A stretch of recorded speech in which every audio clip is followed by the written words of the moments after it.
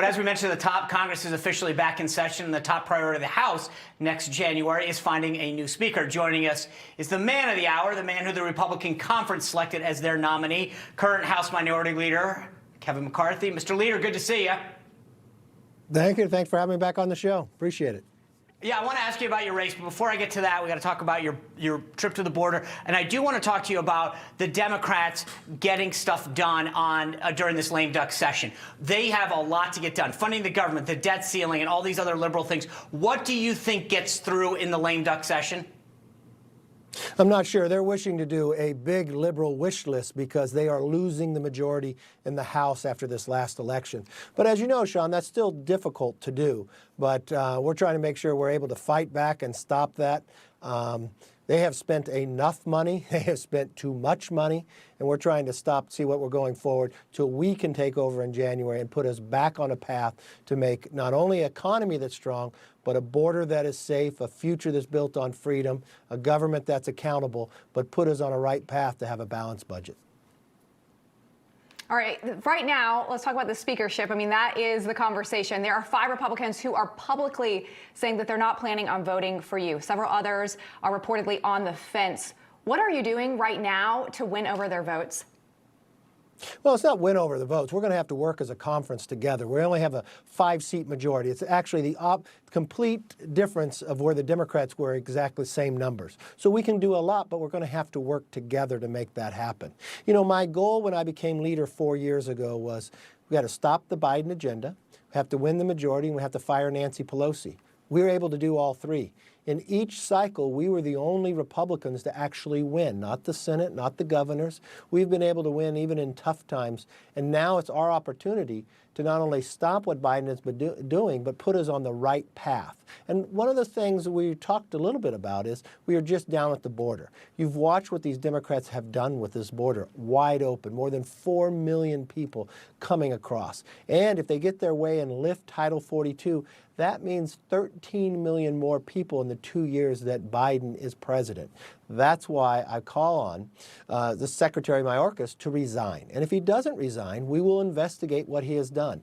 Not building the infrastructure, holding it up, not enforcing the laws that are on the books, and then lying to the American public that this border is secure. Not one border agent, I'd meet with all of them, would tell me this border is secure. They say it's the complete opposite. When we went to El Paso, we went under one bridge. Now think about this. This is one overpass that we're at. And in the last 7 weeks, 70,000 people have come across this border under that overpass. Just one overpass. This has got to stop because we're finding people on the terrorist watch list. Fentanyl, which is the #1 killer of Americans between the ages of 18 and 45, this is where it's coming from. This is killing our next generation, and he's ignoring the problem of what we have, and he will no longer be able to ignore it come January 3rd. Yeah, I want to get back to that border trip in just a minute, but I want to pivot off of what Lindsay asked you about the race. We've had a couple of these folks that say that they won't vote for you on the show.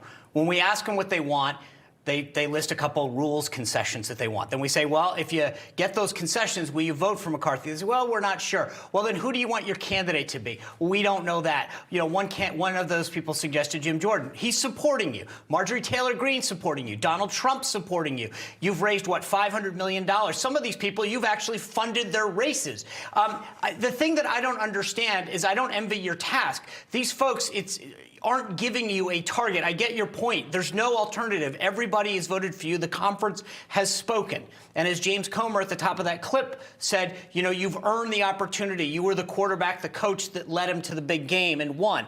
So the question is, going back to what Lindsay said, you've got 5 people that you've laid out all your cards out there. What is it that you are able to say to them that is going to change them at this point to get you to 218? Well, we have to listen, but you have to listen to everybody in the conference because 5 people on any side can stop anything when you're in the majority. I think when you look at the past history, when Paul Ryan ran, he had more people vote against him in the conference, and then they voted for him on the floor.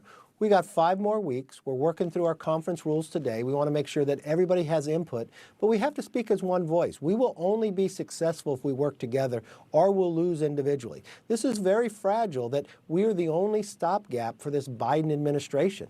And if we don't do this right, the Democrats can take the majority. If we play games on the floor, the Democrats can end up picking who the speaker is. So I think at the end of the day, calmer heads will prevail. We'll work together to find the best path forward.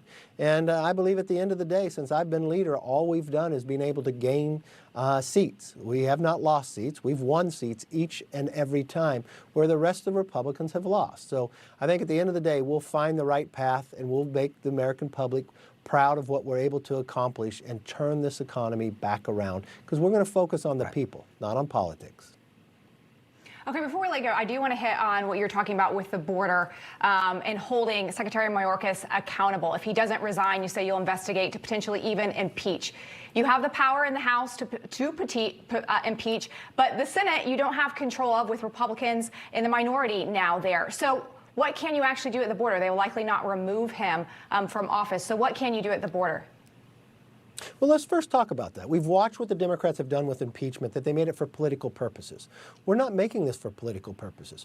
We are staking out what has happened. There is a responsibility of the federal government to secure their border. If you're a derelict of your duties, that is when you talk about impeachment. What we're talking about right now is, if you haven't done your job, you've lied to the American public, we are going to investigate. Why didn't you finish building the infrastructure? Why are you allowing people to come in and bring fentanyl and kill us? Why are you telling the American public it's secure? What are you doing that you want to lift Title 42?